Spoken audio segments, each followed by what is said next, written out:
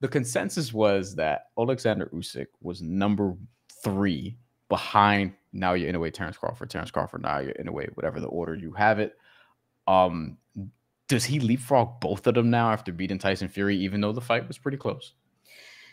I think it's really tough because we just saw Naoya Inoue again dominate Luis Nery. Yes. And that's a name in the division. Inoue continues to do it. He continues to get these stoppages, and he's continuing to dominate these weight classes. So if you have him 1 or 1A, 1B, because Terrence Bud Crawford, his last performance, I don't care if it was almost a year ago, Brian, what he did to Errol Spence Jr. And at the time, you know, a lot of people were going for Spence. Let's keep it real here, because people were like, you know what, Spence has the better resume, but Bud was knocking out everyone or getting the stoppage when he came into the welterweight division.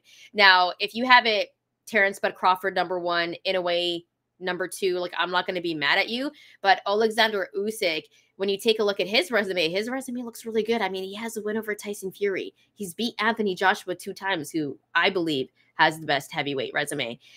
I wouldn't be mad if you had Oleksandr Usyk as number 1 pound for pound right now. But I still have Inoue because he's busier than the other 2. And then I have Terrence Bud Crawford. I still have Usyk number 3 for me, but I got to watch back that fight. And I say that because I go back and there's one fight that I continuously watch all the time, maybe a couple of times a year. Brian might know this one. It's Oscar De La Hoya and Trinidad. And I go back and I try to score it every time. And because you know what I mean? I go back. I watch this fight like 3 times a year because if you watch the show, I grew up like a big Oscar fan, West Coast roots and everything. So I go back and I try to rescore that fight. I want to go back and rescore this fight and still see if I get Usyk. But nonetheless, great performance by Usyk. You know, I think a lot of people were thinking Tyson Fury would just impose his will. I still have Usyk as, you know what? I have Usyk number 2. I got to see Bud fight.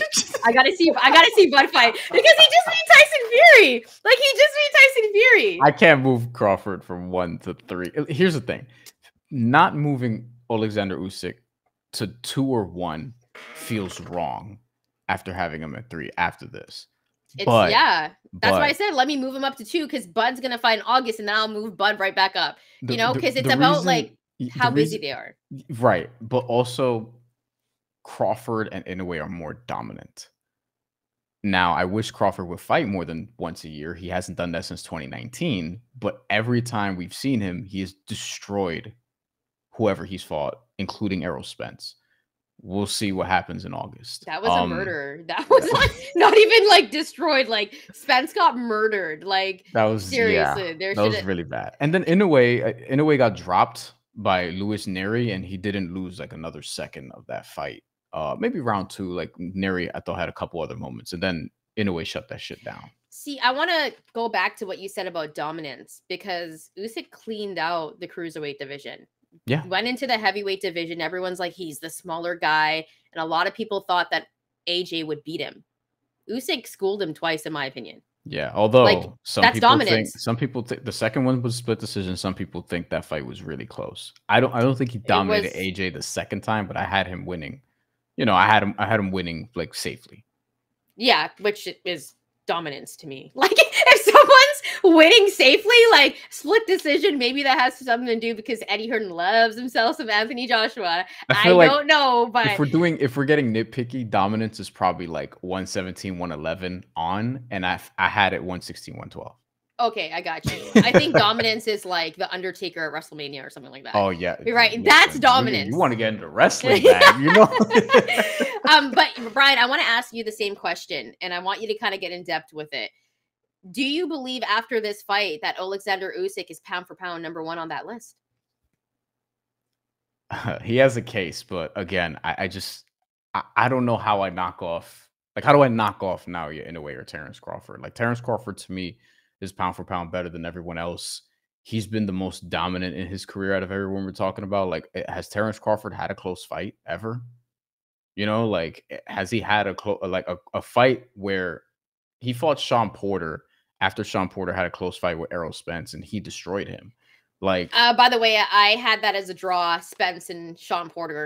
I didn't have Spence like distinctively beating Sean Porter in that fight, but it was also a different Sean Porter when Bud fought him. I just want to yeah, put that out there. Crawford's had like there have been Mean Machine looked like he knocked him down at one point. Yuriorkis Gamboa had a couple moments early on, but like he has for the most part wiped out everyone in a way also, except for the second Nonito Donaire fight. Or the first Nonito Donaire fight. The second one he destroyed him. And this Lewis Neri fight, he got knocked down, but then after that, he woke up and did what he does. Usyk's had closer fights, but ultimately it's splitting hairs. Like these are far and away the best three guys in the sport. If I had to choose, I don't know. I don't know if a split decision, and a close fight over Tyson Fury, granted he got the victory, is gonna get me to move Inoue or Terrence Crawford down.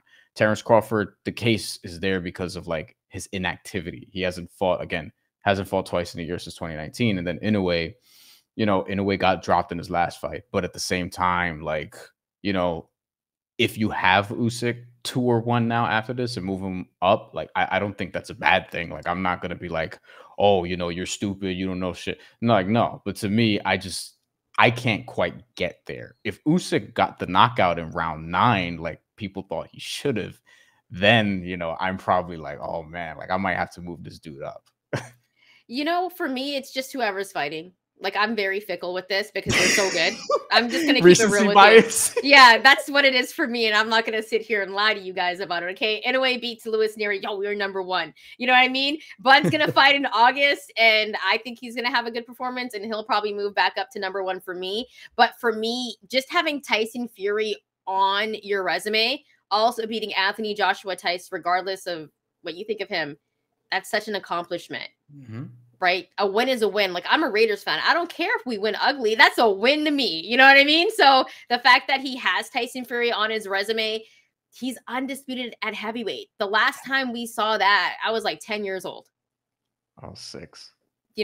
So it's crazy to me. So I had to move him up ahead of Bud for now. And I'm a big Bud Crawford fan, but in August, that could easily change.